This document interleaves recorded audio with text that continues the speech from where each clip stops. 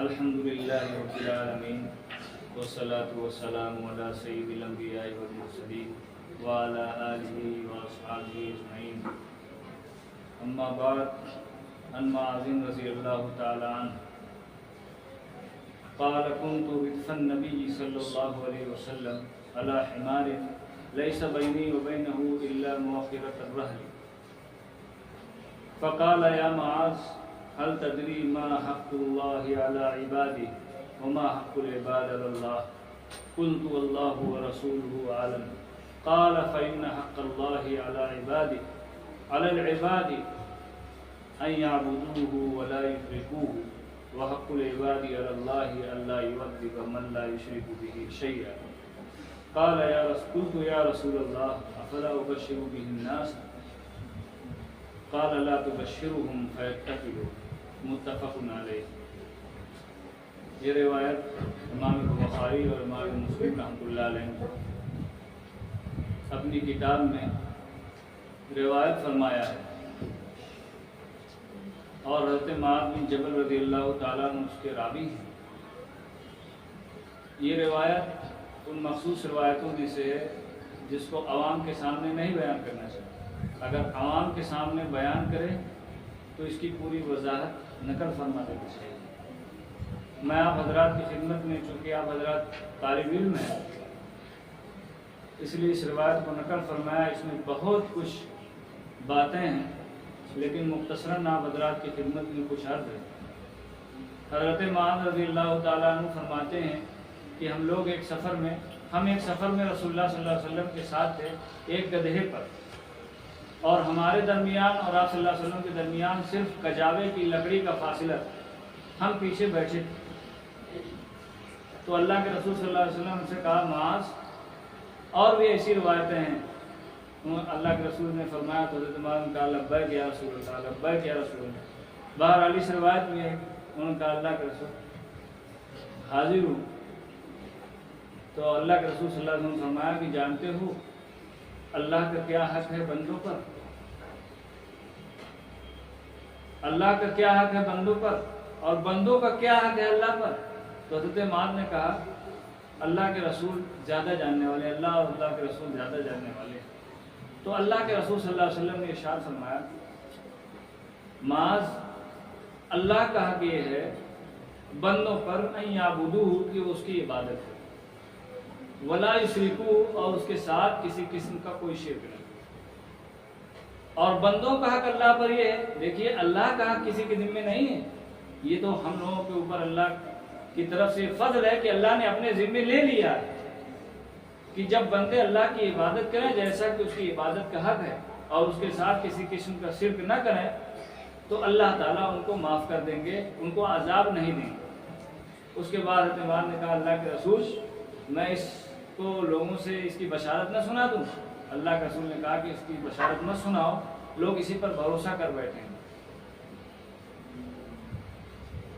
اب آپ سمجھ لیجئے اللہ کے رسول صلی اللہ علیہ وسلم کی مامانت کے باوجود آپ آخری وقت میں یہ روایت کچھ صحابہ کرام سے بیان فرماتے ہیں، چونکہ یہ کراہت تنظیر تھی، آپ کو ڈر تھا کہ گناہ کی وجہ سے من سئل علم علمہ ثم کتمہ الجم یوم القیامۃ بالجام من النار۔ دوسری روایت میں من کتم علما علمہ الجم یوم القیامۃ بالجام من النار، اس گناہ کی وجہ سے جو کسی علم کو چھپائے گا قیامت کے دن آگ کی لگام پہنائی جائے۔ اس لیے کراہت تنظیر تھی، آپ نے بیان فرما دی۔ بہرحال آپ حضرات کی خدمت میں چونکہ محرم چل رہا ہے، چند باتیں عرض ہیں۔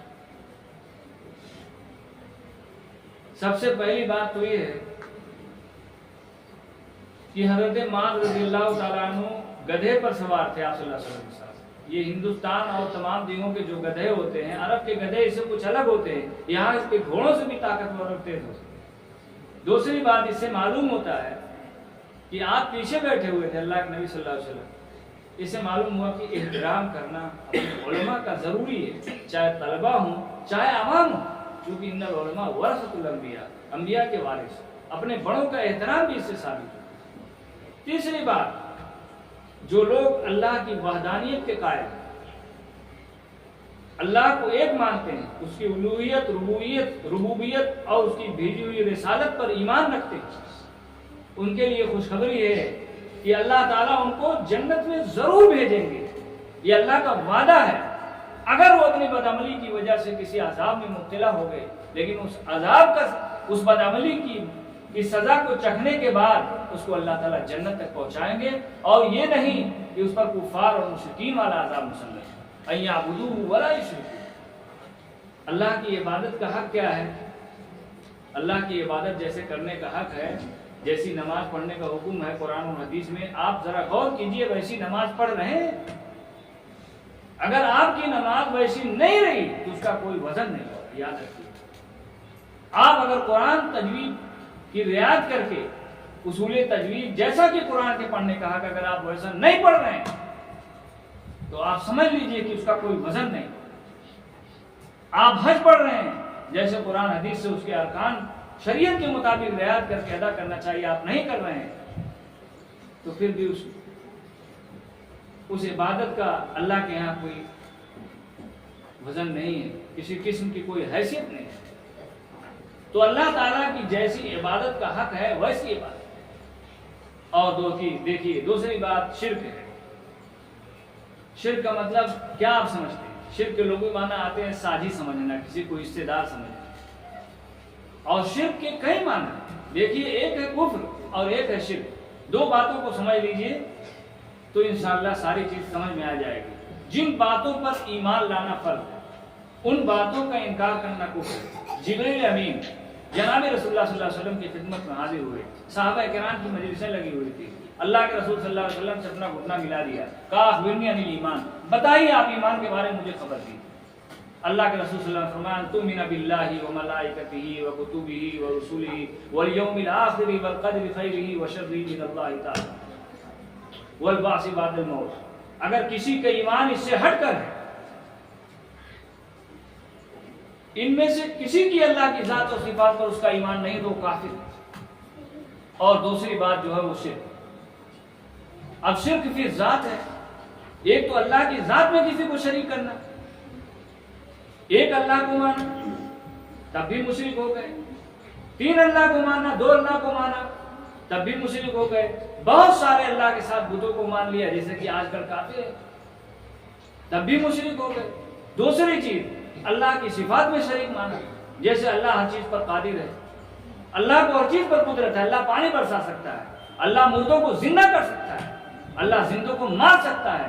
اگر آپ نے یہ عقیدہ بنا لیا کہ کوئی ولی، کوئی نبی، کوئی شہید، کوئی جنات، کوئی شیطان کسی قسم کا ایسا کام کر سکتا ہے تو اللہ کی ذات میں، اللہ کی صفات میں آپ نے شریک کیا، اللہ کی ذات میں آپ نے شرک کیا تو وہ بھی مشرک ہو جائے گا۔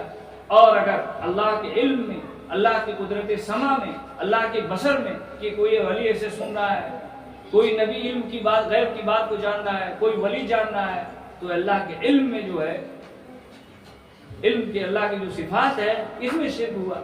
تو کسی بھی قسم کا کوئی شرک، چاہے جو بھی شرک ہو، اب دیکھیے بہت سی چیزیں ڈائریکٹ شرک نہیں ہے لیکن شرک کی ملاوٹ ہے۔ آپ آئے کسی نجومی کے پاس، آپ نے غیب کی باتوں کو پوچھا، اس میں شرک کی ملاوٹ ہے۔ آپ آئے کسی پنڈت کے پاس، آپ نے اپنا ہاتھ دکھایا، یہ بھی شرک کی ملاوٹ ہے۔ آپ نے کچھ ایسی باتیں کی جیسے آپ نے تعزیہ بنوایا، جیسے آپ نے اور کوئی کام کیا جس میں شرک کی بو آتی ہے، اور اسی طریقے سے شرک فی العبادت ہے۔ جیسے آدمی یہ سمجھے کہ جیسے اللہ کی عبادت ہے اسی طریقے سے کسی مزار کی عبادت ہے، کسی بڑے ولی کی، نبی کی عبادت ہے، تو یہ شرک فی العبادت ہے۔ خانہ کعبہ کی طرح قبر کا طواف کرنا یا اسی طریقے سے وہاں جا کر سجدہ کرنا، چاہے جیسا بھی سجدہ ہوگا، انسان شرک میں مبتلا ہو جائے گا، پھر اس کی معافی نہیں۔ اس لیے دو باتوں پر بہت دھیان دینا چاہیے کہ آدمی کسی قسم کا کوئی کفر نہ ہو، اسی وحدانیت پر لوگ کٹ گئے، مر گئے۔ اور اللہ کا وعدہ ہے جس نے اللہ کی وحدانیت کو یعنی خدا کو ایک مانا اور جناب رسول اللہ صلی اللہ علیہ وسلم کو اس کا رسول مانا، جتنے رسول آئے سب پر ایمان لایا لیکن عمل کیا جناب رسول اللہ صلی اللہ علیہ وسلم کی شریعت کے مطابق، تو انشاءاللہ اس کو جنت میں جانے میں کوئی شبہ نہیں ہے۔ اگرچہ اس روایت سے یہ پتہ چلتا ہے کہ آدمی جنت میں چلا جائے، لیکن اگر کوئی بدعملی کر رہا ہے، کوئی ایسا غلط کام کر رہا ہے تو جائے گا جنت میں، لیکن اس سزا کو بھگتنے کے بعد جائے گا، دخول اولی نصیب ہے۔ لیکن اگر کوئی بدعملی نہیں ہے اور اللہ کی عبادت کا جیسا حق وہ عبادت کر رہا ہے اور اللہ کے ساتھ کسی قسم کا کوئی شرک نہیں کر رہا ہے تو انشاءاللہ وہ جنت میں چلے گا۔ اس میں بشارت ہے۔ تو کم سے کم ہم کو اور آپ کو چاہیے کہ اپنے ایمان کی فکر کریں، کسی قسم کا کوئی شرک نہ ہونے پائے، چاہے وہ شرک فی العبادت ہو، چاہے شرک فی ذات ہو، چاہے وہ شرک فی صفات ہو، کسی بھی چیز میں کسی قسم کی شرک کی ملاوٹ نہیں ہونی چاہیے۔ یہ روایت اور اس میں بہت ساری نصیحتیں ہیں، اور بھی روایتوں میں جو جناب نبی کریم صلی اللہ علیہ وسلم سے حضرت معاذ رضی اللہ تعالیٰ عنہ سے منقول ہیں۔ انشاءاللہ کبھی وقت رہا تو ہم آپ حضرات کی خدمت میں اس کو بیان کریں گے۔ بس اتنی بات عمل کے لیے کافی ہے۔ اللہ تعالیٰ ہم نے اس کو عمل کرنے کی توفیق عطا فرمائے۔ آمین۔